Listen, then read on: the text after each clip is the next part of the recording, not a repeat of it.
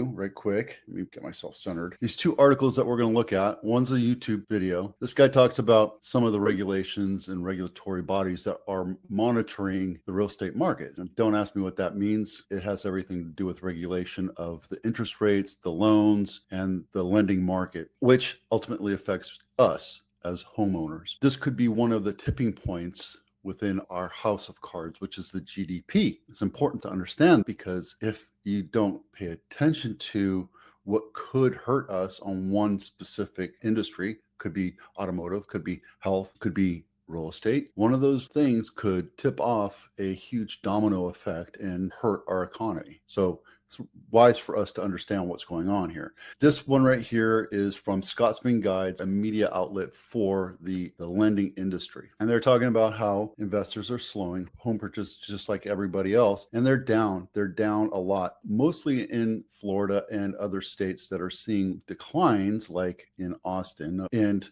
DC, which is going through the whole Trump evacuation exodus thing. But the thing we have to look at is, from the investment point, is it hurting us? Now, down at the bottom, it says investors purchased 32,000 homes in the fourth quarter, which is down 1.6 from the previous year. And since 2016, investors also snapped up 8,220 condominiums, down 13% from the years before. Now, if you look here, it also says cities seeing the most investor interest out of the fourth quarter were topped by Seattle, San Jose, Oakland, San Francisco, and Detroit. Detroit's an obvious one because you're buying $5,000 homes there. But San Francisco, Oakland, San Jose, that's a tri-metro area of the Bay Area. And you're seeing values continue to go up because there's no inventory and investors know how to buy houses there. It's a smart, prudent place. Florida, Chicago, Miami, Atlanta, West Palm Beach, that's because they're going through economic decline right now, mostly because of the hurricane insurance that's killing them. We're having the same problem here in California because of the fire insurance. It's a little bit different because there's only certain areas that are affected. When it's hurricanes, it can affect the entire town, city, metro area, county, you name it. The whole state is really getting hurt from this. Now, it's not to say that we're not seeing huge increases in our insurance and our housing insurance. It's nuts right now. That's going to have to change in order for something to settle out. So are we going to go see a crash? It's very possible. We've been going at this for over a decade. I want to say 18 years now. And we really haven't had a breather or a reset since 2008, 2009, 2010. That was the last downfall. It's been a long time. We need to see a reset. We need to see something lower our values so that we attract more buyers and make it a more balanced market, because for the longest time, for almost 2 decades, we've had a seller's market and sellers are being very spoiled about it right now in our area. That said, Cupertino house for sale, which is crazy when you think about it, for $3 and $4 million homes. They're standard homes. They're just regular homes. They're 2,600, 2,100, 3,200 square foot homes. These are standard regular homes built in 1935. This one was built in 1958. So they're normal, nothing fantastic, but they're still $3 million. And it's only because there's not a lot of inventory right now. Prices are going to continue to go up. Even though demand has diminished, it's still pretty steady. For the amount of houses we have for sale and the competition we have to buy those homes, we're seeing homes sell at crazy high prices. Now, this one, Jamestown, which is south of 85, closer to Saratoga High School, try to stay out of this, but let's take a look at it. It's a 6-bedroom, 3-bath,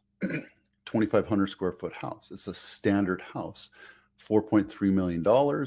Why is it not selling? Probably because it's overpriced. It says it was price decreased, but the original list price, maybe they went up and then came back down. Nothing fancy to this house. There's nothing fancy about it other than the fact that there's 7, 8 houses or pictures of the front of the house. It's nice looking, but it's staged, so you can't really tell what you're looking at other than it's just a standard home. Now, $4.2 million.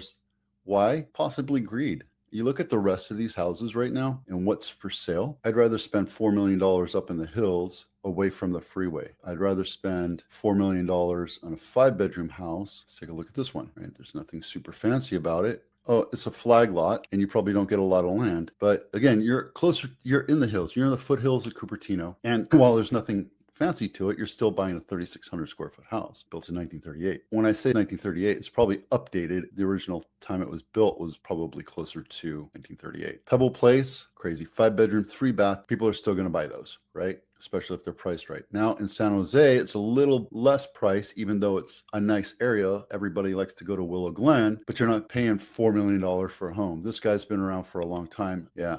This one's brand spanking new. So 5-bedroom, 5-bath, built in 18, probably built by an investor. And then they lived in it for a little bit. And then they're like, I'm out. Walking distance to Lincoln Ave, which is what everybody wants, right? Are you willing to spend $4 million in San Jose and pay the Measure E transfer tax? That's completely up to you. Not going to do it. Wouldn't be prudent. And then Bay Area luxury homes. Let's take a look at Waverly. Tallwood. List price decrease. Let's take a look at this one again. Now, this is a nice picture, a nice first picture. I would have done one of the front of the house like that right there to show off that. That's what you want to look at. This is a box brownie. Everything's been lit up, but it's a nice looking house. And it's only $24 million, 6 bedrooms, 7 and 2 half baths, 10,000 square foot home built in 2024. So this was purpose built for a billionaire to come and spend their week while buying up companies. There you go. If you're looking at selling your house, drop down this inspection checklist. It'll get you started on all the repairs that you need to get done so that when you do sell your house, you don't have a lot of repairs to be done. And the inspector that comes through won't have a huge